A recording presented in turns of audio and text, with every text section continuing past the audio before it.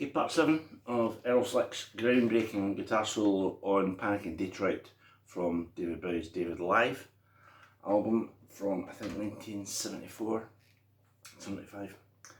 And this is quite special because this arrived in the post this morning from Earl Slick, facilitated by Andy McLaughlin, and it has Earl's autograph to me. So that's pretty special to me as a massive fan. So thank you to Earl, thank you to Andy. Right? If you haven't read the book's just fantastic. It's an absolutely brilliant book.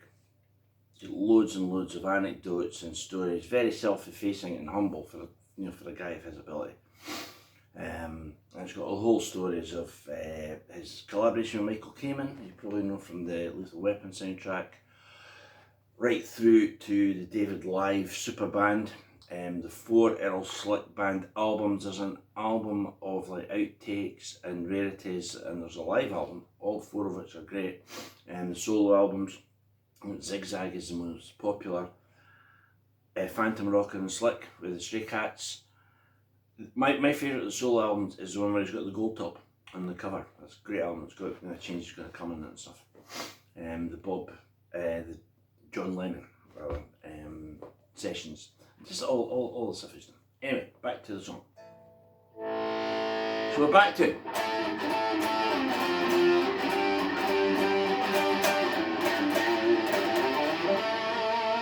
wait a minute, there's something wrong, right? I'm sure you're saying, if you're a fan of the song.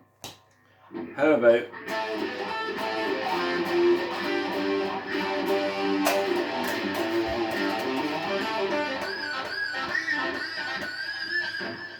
that's a bit closer, right? So what I've done there is I've put on the MXR phase 90. I've got about halfway up, and it makes it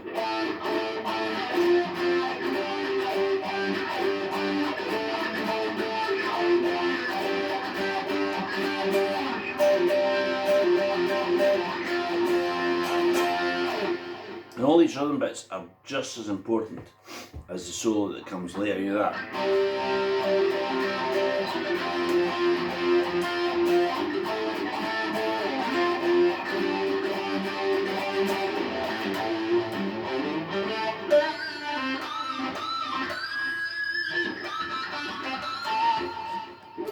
So if I had to start the solo, I'm right up to the first time that you get the...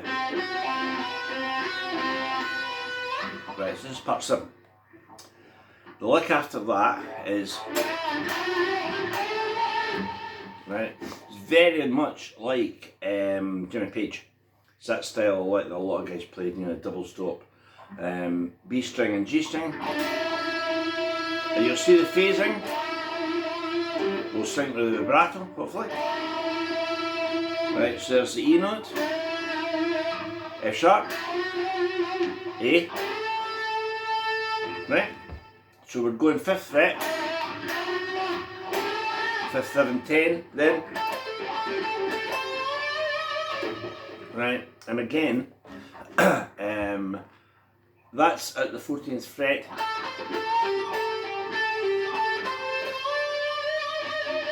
And if you can sync the vibrato with the the sync of the phaser, you should get as close as is possible, right? Okay, so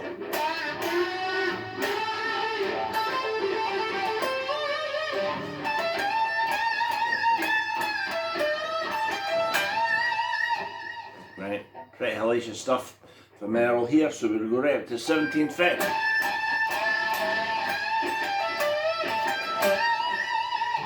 Right, and the guitar just sounds, on the record, the guitar just sounds like it's on fire. It's fantastic.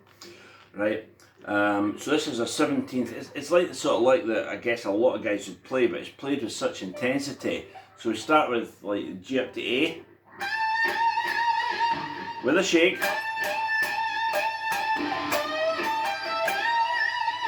Right, next lick is to me very interesting because it sounds like this.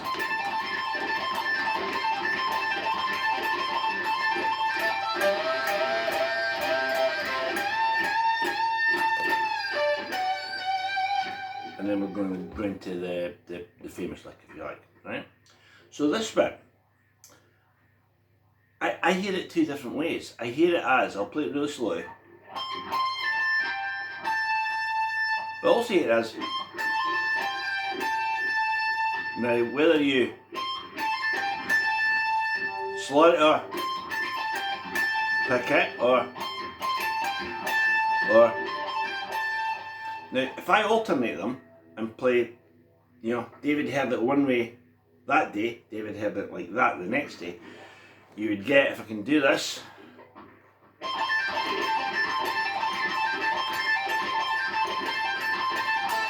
right, now what I'm trying to do there is going, then, so in the heat of battle I would say either would be pretty good, right? So what I'm saying is I'm not 100% sure whether Earl played or which played with real intensity, which is more important than actual notes.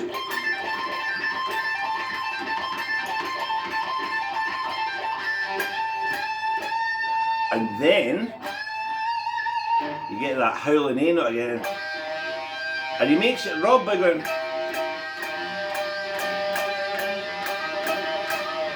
So the bend, which is the D note up to E, so those pitches would be the same, is kind of not quite hitting the E, which is great. And the high note becomes a G. So instead of going, it's more like,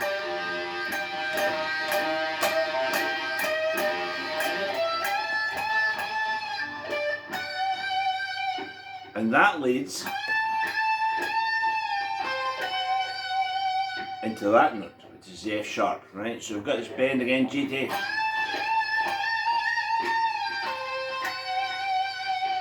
And we're right in position to go.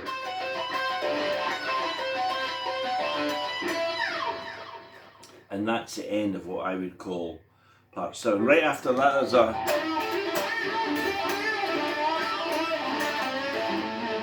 a lick down the bottom, like that, which is like real, like in the pocket riffing, right? So,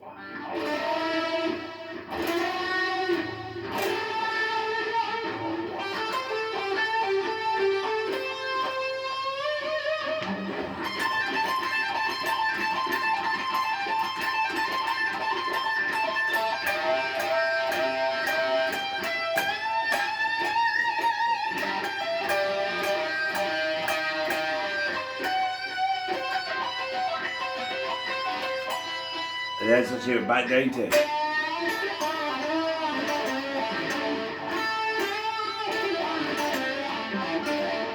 Down to a lick in that bit. But we'll get to that lick in the next bit. So that's the end of part 7.